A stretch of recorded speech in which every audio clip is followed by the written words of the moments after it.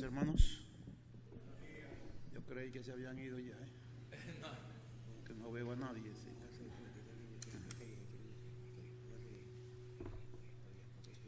Bien, hacía tiempo que no estaba por aquí. Siempre hay muchos predicadores que vienen y me sustituyen, fantástico eso.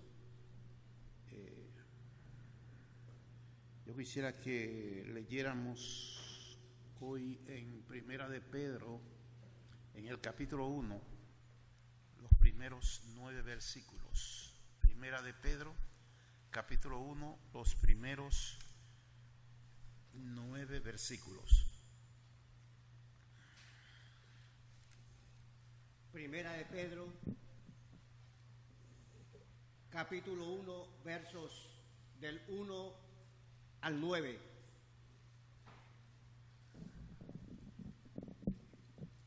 Pedro, apóstol de Jesucristo, a los expatriados de la dispersión en Ponto, Galacia, Capadocia, Asia y Bitinia, elegidos según la presciencia de Dios Padre en santificación del Espíritu, para obedecer y ser rociados con la sangre de Jesucristo.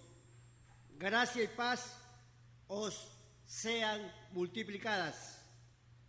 Bendito el Dios y Padre de nuestro Señor Jesucristo, que según su grande misericordia nos hizo renacer para una esperanza viva, por la resurrección de Jesucristo de los muertos, para una herencia incorruptible, incontaminada e inmarcesible, reservada en los cielos para vosotros, que sois guardados por el poder de Dios mediante la fe, para alcanzar la salvación que está preparada para ser manifestada en el tiempo postrero, en lo cual vosotros os alegráis, aunque ahora por un poco de tiempo, si es necesario, tengáis que ser afligidos en diversas pruebas, para que sometida a prueba vuestra fe, mucho más preciosa que el oro, el cual, aunque perecedero, se prueba con fuego, sea hallada en alabanza, gloria y honra cuando sea manifestado Jesucristo, a quien amáis sin haberle visto, en quien creyendo, aunque ahora no lo veáis, os alegráis con gozo inefable y glorioso, obteniendo el fin de vuestra fe, que es la salvación de vuestras almas. Bien, hermanos, gracias por la lectura de la palabra de Dios. Hay cosas en la vida cristiana que no parecen muy fácil de definir. Por ejemplo, ¿qué es la vida espiritual del cristiano? ¿Qué es eso?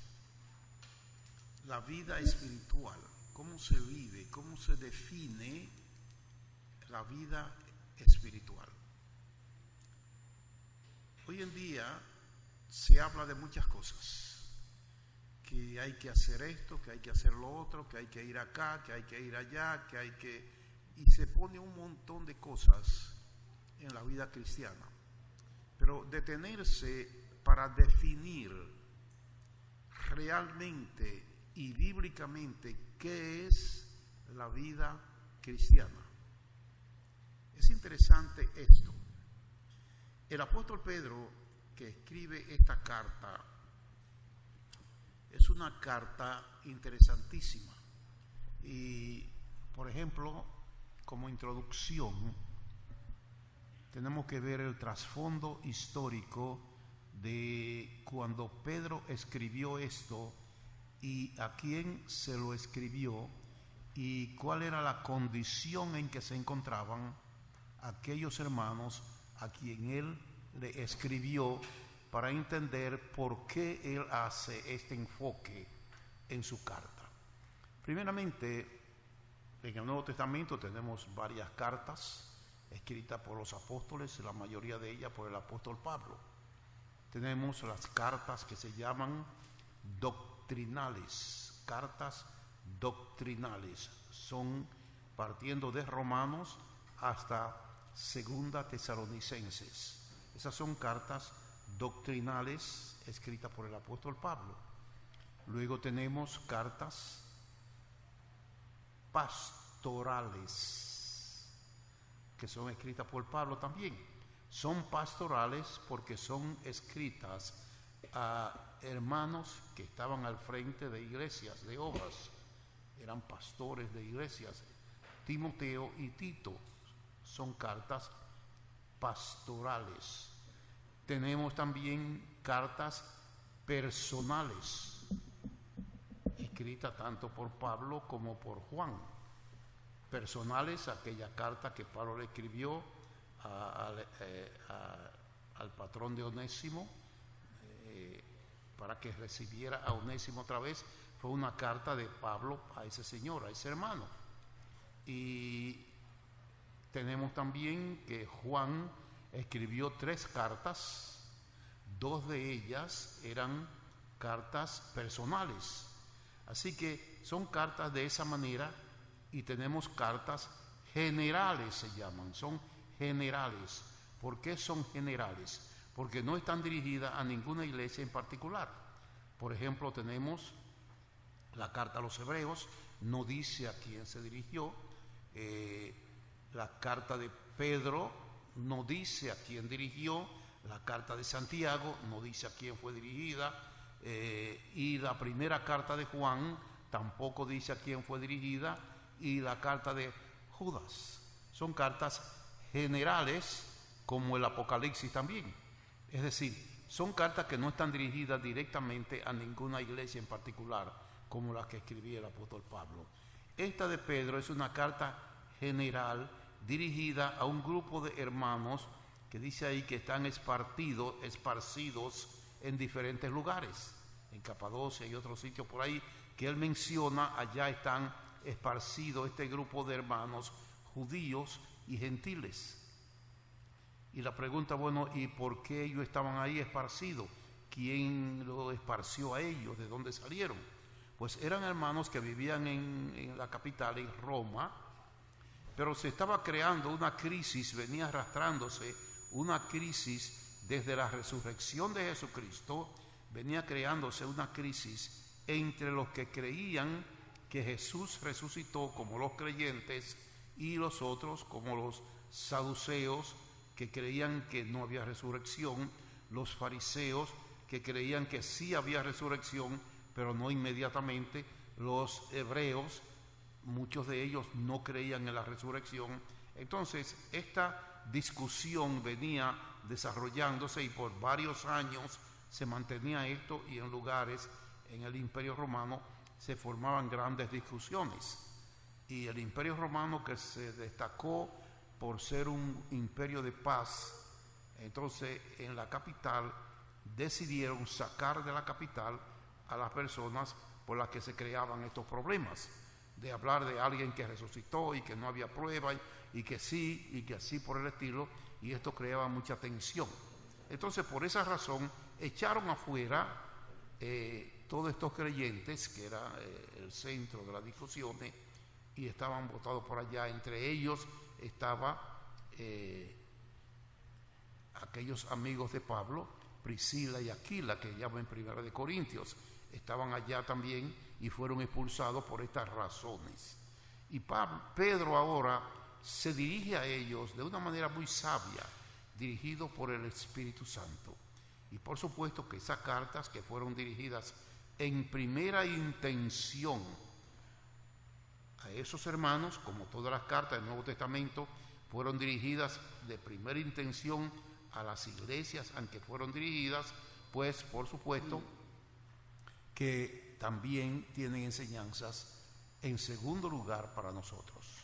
De ahí nosotros podemos extraer las ideas que se les dieron a ellos para vivir la vida cristiana y que concierne a nosotros también aprender a discernir la vida cristiana.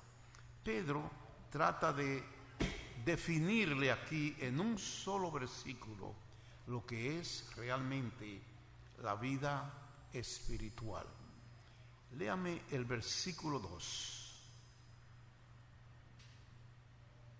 Elegidos según la presciencia de Dios Padre en santificación del Espíritu, para obedecer y ser rociados con la sangre de Jesucristo, gracia y paz os sean multiplicadas. Ok, ahí Pedro está dando la introducción a su carta.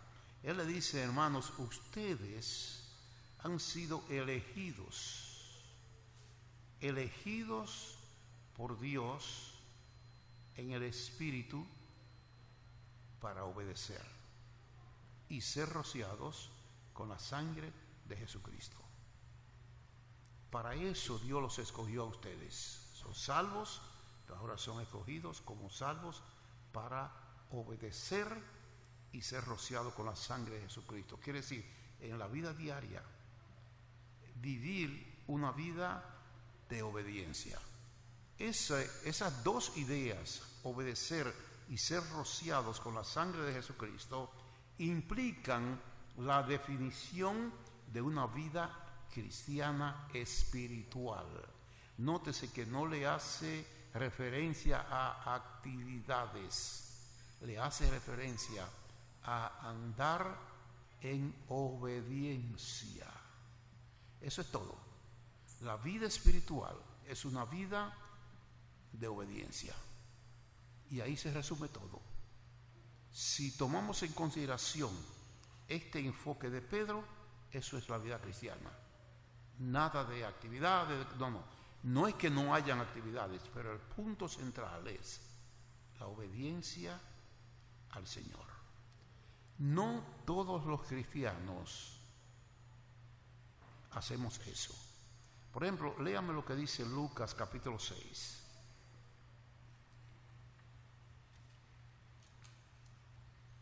Lucas capítulo 6, versos 46. ¿Por qué me llamáis Señor, Señor, y no hacéis lo que yo digo? ¿Usted nota una queja del Señor Jesucristo ahí? ¿Por qué ustedes siempre me están llamando Señor, Señor, y no obedecen? No obedecen. Quizá esta sea la característica de el cristiano hoy en día. Llamamos al Señor, Señor, hablamos, le oramos, nos reunimos a adorarle, pero ¿obedecemos? ¿Obedecemos? ¿Qué valor tiene la obediencia en la Biblia?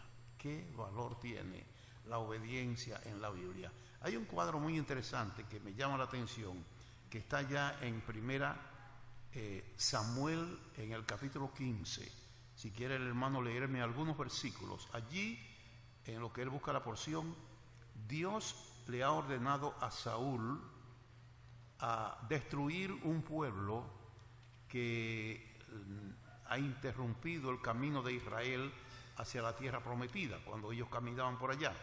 Y Dios le dijo a Saúl que destruyera ese pueblo. Y Saúl, siendo encomendado ya rey, sale para destruir este pueblo, pero hace algo que no está correcto. Entonces, ¿qué fue lo que hizo?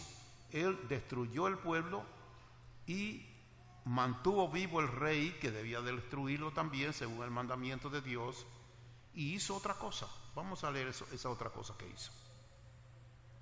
1 Samuel capítulo 15, del verso 14 al 22.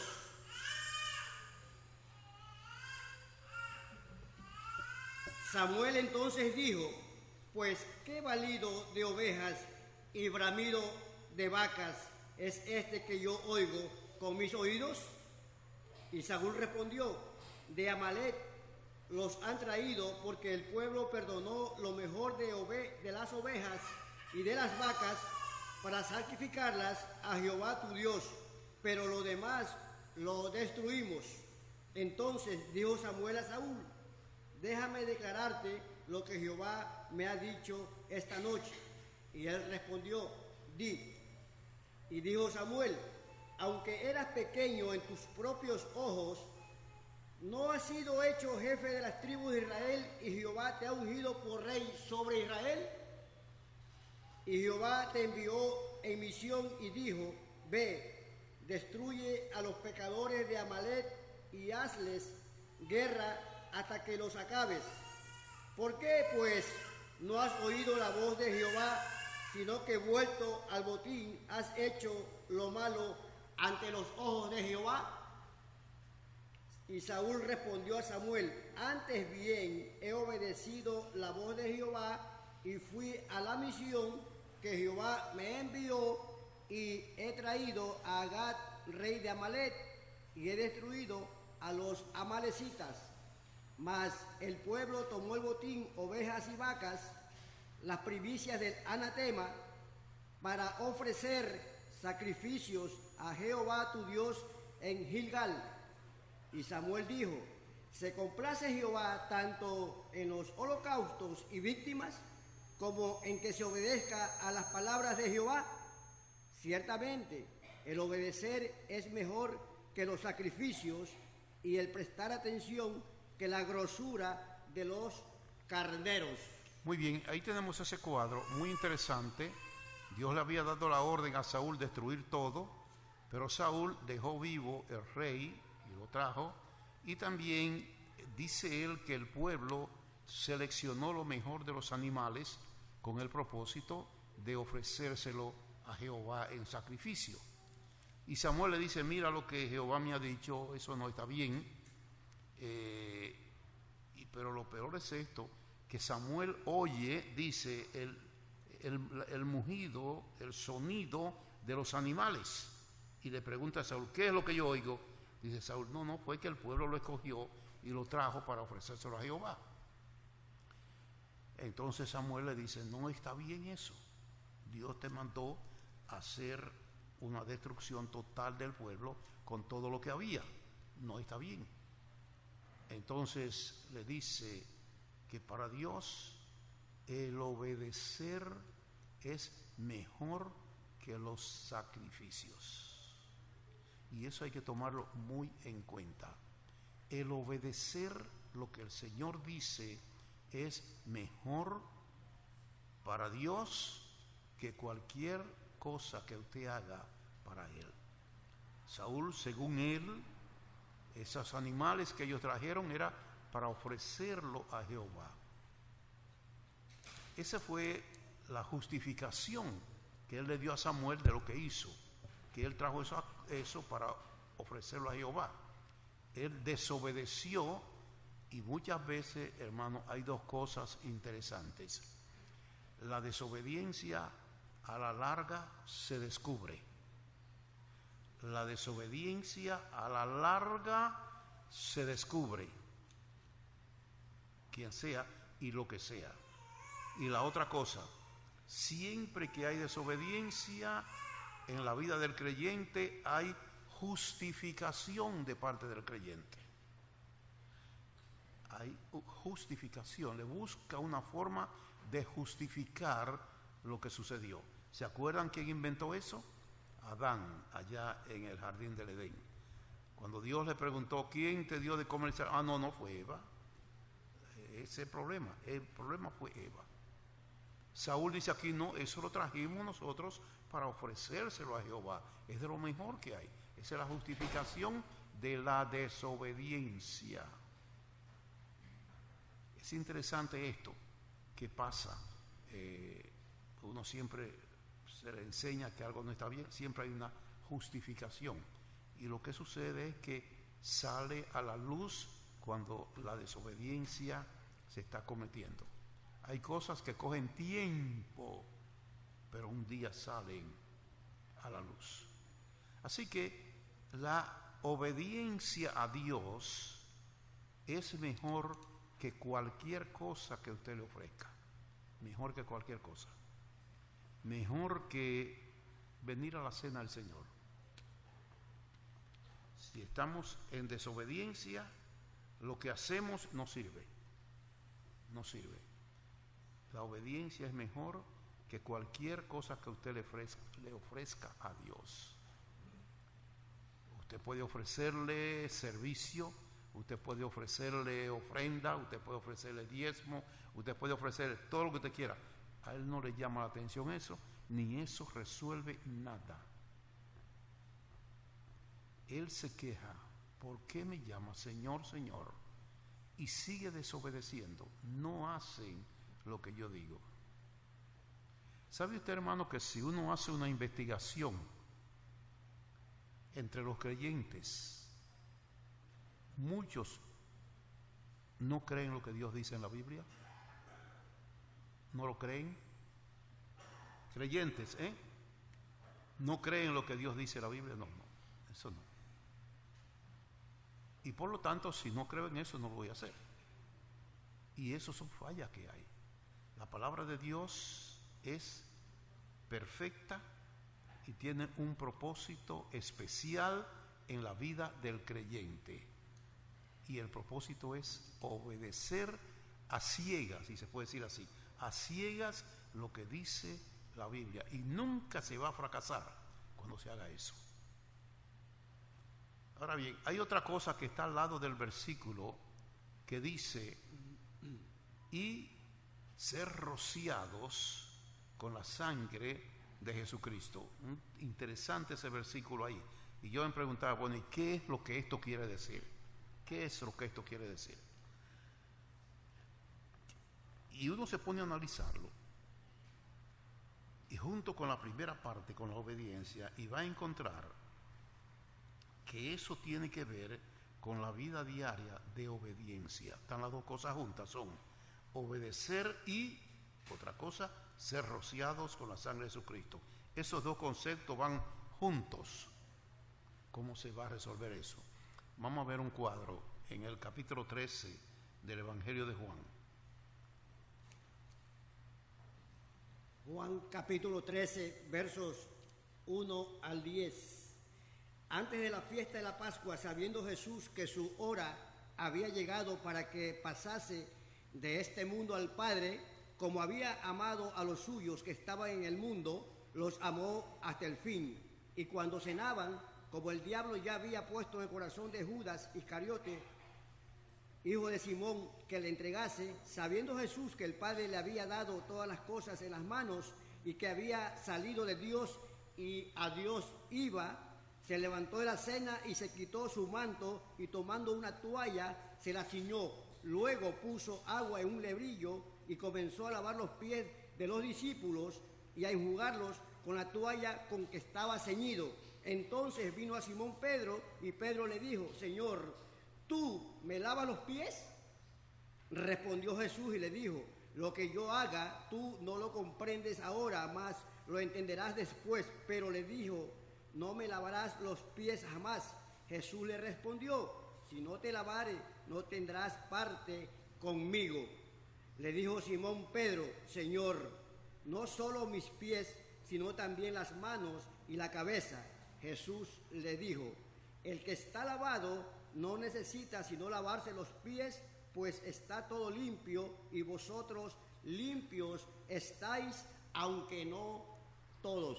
Muy bien, ahí tenemos ese cuadro. ¿Cómo podemos relacionarlo con esto que dice Pedro aquí, que fue el hombre de la experiencia ya en el aposento ese?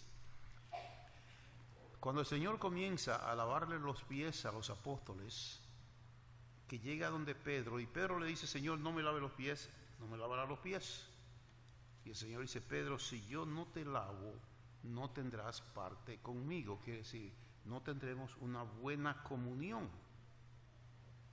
Entonces, Pedro le dice, bueno, si así es la situación, entonces lávame completo, la cabeza, las manos, los pies, completo. El Señor le dice, mira Pedro, no es necesario hacer eso. Ya vosotros estáis limpios todos. Dice que por ellos, el que esté el que se lave, dice, ya estáis lavados. Necesitan solamente lavarse los pies. Ahí la palabra lavado que está repetida, la primera parte es bañados completo. Ahora ustedes lo que necesitan solamente es lavarse los pies, que es lo que estamos aprendiendo aquí. El creyente, cuando aceptó a Jesucristo como Salvador personal, fue lavado con la sangre de Jesucristo. Sus pecados todos fueron perdonados. Ahora, el Señor toma ese cuadro en ese tiempo estaban lo que se llamaban los baños públicos griegos, es decir, un área donde habían baños públicos.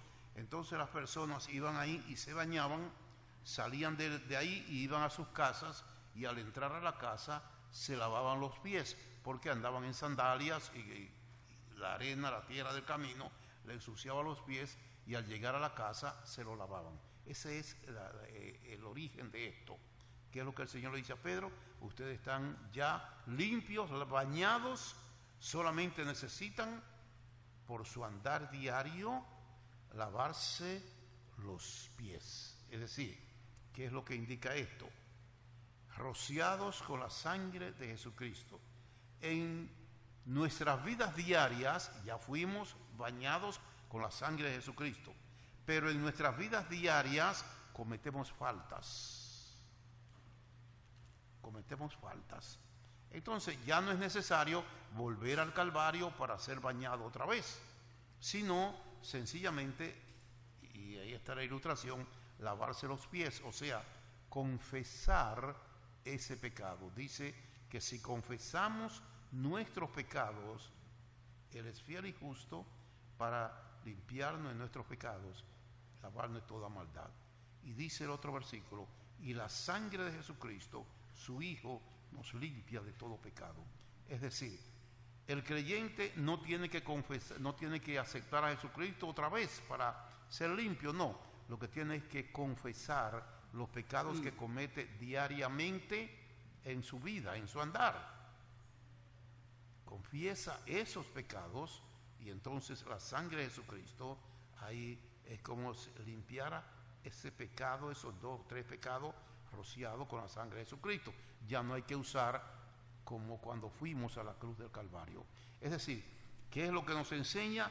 La obediencia y la confesión en el andar diario en la vida cristiana. Eso sería lo principal que el creyente debe tomar en cuenta. ¿Cómo estoy viviendo diariamente mi vida cristiana? Yo no estoy pensando aquí en asistir a la iglesia, en leer la Biblia, en orar. No. ¿Cómo yo estoy viviendo personalmente mi vida espiritual? Que debe ser una vida de obediencia diaria al Señor. Y para obedecer, usted tiene que saber qué es lo que va a obedecer. Y para eso tiene la Biblia, para obedecer lo que dice la Biblia. Y en las faltas que caigamos diariamente, entonces ser rociados con la sangre de Jesucristo al confesar nuestros pecados al Señor. Así que eso es lo que Pedro le está diciendo a estos hermanos. Miren, ustedes están en esa condición, perfecto, pero eso no quita que ustedes tengan que vivir o deban de vivir una vida espiritual definida por la obediencia y la confesión de sus pecados diarios. Eso es lo que le dice. Ahora, el versículo 3 de esta porción comienza con una doxología. Doxología es un ensalzamiento, una alabanza del escritor por causa de lo que él va a decir. Él va a decir algo tan importante que antes de comenzar a decirlo, él hace una alabanza a Dios. Y dice allí, ¿cómo dice el versículo 3? Bendito el Dios y Padre de nuestro Señor Jesucristo, que según su grande misericordia nos hizo renacer para una esperanza viva por la resurrección de Jesucristo de los muertos. Muy bien, hasta ahí. Aquí, es decir, ¿qué es lo que él va a decir? Mire, la vida espiritual, la vida cristiana de ustedes es un producto de la voluntad de Dios. Bendito sea el Dios y Padre del Señor Jesucristo, que nos hizo renacer. Es decir, cuando nosotros aceptamos a Jesucristo, cuando nosotros fuimos salvos, fue Dios quien tomó la iniciativa. No fue que nosotros fuimos donde Dios a pedirle perdón. No fue así. Fue que Dios preparó los medios para que nosotros llegáramos a entender nuestra necesidad y proceder entonces al arrepentimiento. Entonces Dios nos hace nacer de nuevo. Es decir, es una obra de Él, de Dios mismo. Y al decir esto, Pedro eleva una alabanza a Dios por lo que Él ha hecho. Nos hizo renacer. ¿Y para qué nos hizo renacer? Dice, para una esperanza viva, reservada en los cielos para vosotros, por la resurrección de Jesucristo. Es decir, una esperanza viva, garantizada por la resurrección de Jesucristo. Es decir, el creyente en esta tierra es el único que tiene esperanza. Nos dice el apóstol Pablo allá en 1 Tesalonicenses capítulo 4, dice, no os entristezcáis como los otros que no tienen esperanza. Es decir, en el caso de la muerte, estos hermanos de Tesalónica se preocupaban. ¿Qué pasó con estos hermanos que murieron? No se preocupen, como los que no tienen esperanza. No se entristezcan como ellos, porque el Señor los va a resucitar. El creyente tiene esperanza. Aún en la muerte, tiene esperanza. Dice en los Hechos también que andábamos, en Efesios capítulo 2, que andábamos sin Cristo, sin Dios y sin esperanza en el mundo. Pero una vez que aceptamos a Jesucristo como Salvador personal, eso cambió. Y ahora encontramos que dice el apóstol Pedro, inspirado por el Espíritu Santo, que Dios nos hizo renacer, nacer de nuevo, para una esperanza viva, reservada para vosotros en el cielo y garantizada por la resurrección de Jesucristo. Es decir, eso está seguro en el cielo para nosotros. Y ahí mismo también nos deja ver que nuestro destino es el cielo, que nuestro destino es el cielo. Así que vemos entonces lo que dice el apóstol Pedro aquí, pero también añade algo más. ¿Qué le añade el apóstol? Para una herencia incorruptible, incontaminada e inmarcesible, reservada en los cielos para vosotros. Muy bien, ahí tenemos, dice, no solamente nos hizo renacer para aquí en la tierra tener una esperanza viva, y quiero subrayar algo, la esperanza es mientras estemos en la tierra. Usted tiene una esperanza, vamos a suponer, de conseguir un buen trabajo, y tengo esperanza que lo voy a conseguir, y lo consigue, ahí terminó la esperanza, ya no tiene que tener esperanza, ya lo tiene. Así pasa con nosotros. Tenemos una esperanza viva en los cielos reservada para nosotros. Cuando lleguemos allá, terminó la esperanza. Pero dice que tenemos también una herencia, algo que no es una esperanza, sino una herencia incorruptible, incontaminada e inmarcesible. Es decir, nunca se daña, nunca se contamina, nunca se marchita. Eso está perfecto en los cielos reservados para nosotros. Para nosotros. Lo que el Señor tiene en el cielo para nosotros, el apóstol Pablo escribe en Efesios capítulo 1, a partir del versículo 15, y él pide a Dios que nos dé un espíritu de revelación, en el conocimiento de Dios, y nos dice ahí también, y para que sepáis cuál es la esperanza que os está reservada en los cielos para vosotros, o cuál es la herencia que está reservada en los cielos para vosotros. Es decir, que el Espíritu Santo hace referencia a esa herencia que hay en los cielos para nosotros.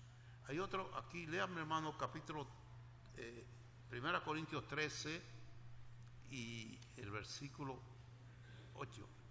1 Corintios 13. 1 Corintios capítulo 13, verso 13. 13, sí.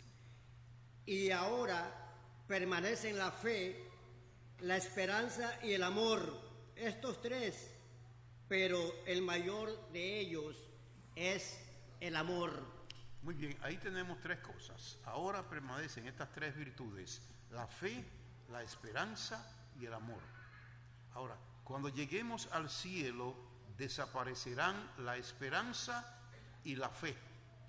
Ya no hay que tener ni fe ni esperanza en el cielo, pero sí se va a mantener el amor. Eso sí va a permanecer, porque ese es el amor de Dios en nuestros corazones. Así que Pedro está tratando de animar a estos hermanos en medio de las circunstancias que tienen, para que ellos se den cuenta qué es lo que Dios ha hecho en sus vidas, para que ellos anden aquí en obediencia, consciente de que son personas renacidas por Dios, que tienen una esperanza hacia el cielo, que llegaremos al cielo, que estamos allá, y que allá tendremos una herencia incorruptible, incontaminada para nosotros en los cielos. Dice que sois guardados por el poder de Dios, que sois en el tiempo presente, somos guardados por el poder de Dios mientras estamos aquí en la tierra. Así que eso es